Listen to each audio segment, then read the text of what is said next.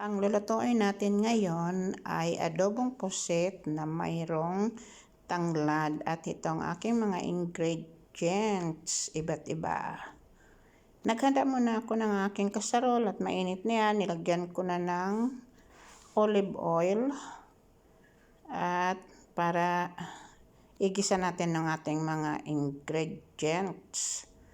Ang una nating igisa ay yung garlic. Hindi ko hiniwa ng maliliit yung garlic ko para kung maluto ay mabango. At ayan, sinunod na natin yung ating onion, konting halo-halo lang. And then ilalagay na natin yung ating very fresh na tanglad or lemongrass. Halo-haloin lang natin hanggang sa magsama-sama ang kanilang bango at flavor. At sunod na rin yung ating kamatis. Halo-haloin lang natin yan hanggang sa maluto ng kaunti. At ngayon, idagdag na natin yung ating pusit. Ayun. So, kailangan haluin ulit at lagyan natin ng takip mamaya pag nahalo na ito. Ayan guys, tingnan nyo. Napaka-fresh kasi ng aking mga ingredients. Kagaya ng aking pusit at yung very fresh ko na tanglad.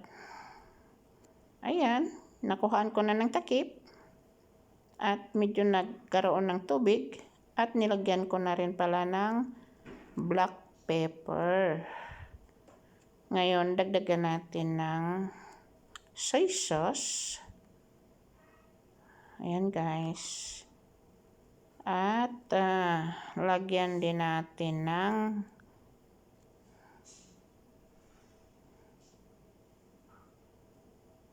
vinegar. Ngayon, hindi natin hahaluin. Lagyan natin ng takip at pakuluin. Hintayin natin na maluto. So, ito na. Kumulo. Medyo luto na nga. Kailangan maraming tubig.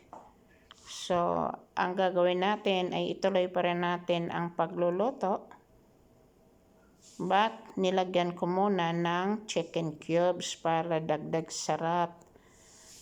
Instead na ilagay ko ay magic sarap, ang nilagay ko na lang ay chicken cubes.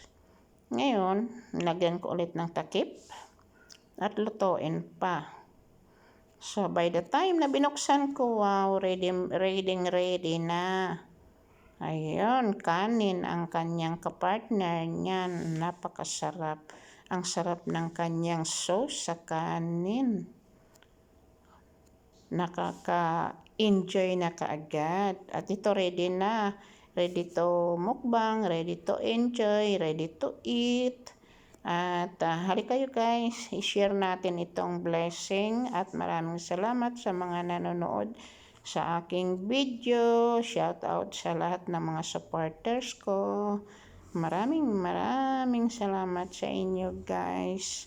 Okay, enjoy and see you next time in my next video. Yummy!